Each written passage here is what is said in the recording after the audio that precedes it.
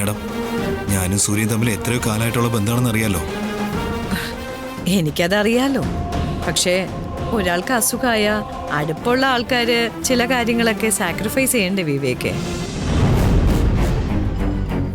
സ്വന്തം കൂട്ടുകാരന്റെ നന്മയ്ക്ക് വേണ്ടിയല്ലേ ഈ പറയുന്നത്?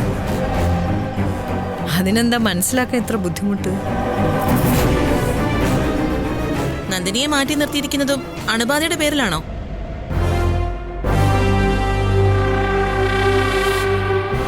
പറയണം മാഡം. ഭർത്താവിന്റെ മുറിയിൽ പോകാൻ പാടില്ലെന്ന് ഭാര്യയോട് പറയുന്നതും ഡോക്ടർ പറഞ്ഞിട്ടാണോ? ഇതൊക്കെ ചോദിക്കാൻ നീ ആരാടി? നീ എവിടെ നിന്നാ ചോദിക്കുന്നത്? ആരെയാ ചോദ്യം ചെയ്യുന്നതൊക്കെ വല്ല ബോധമുണ്ടോ?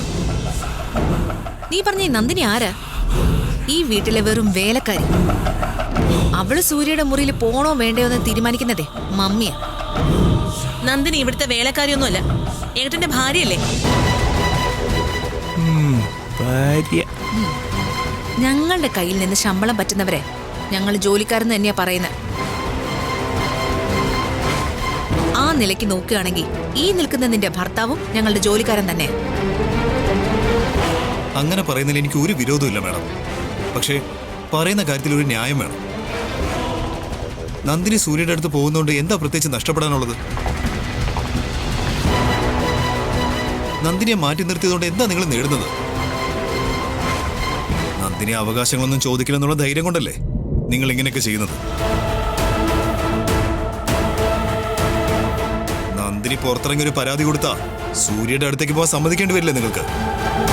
നിർത്തടാ.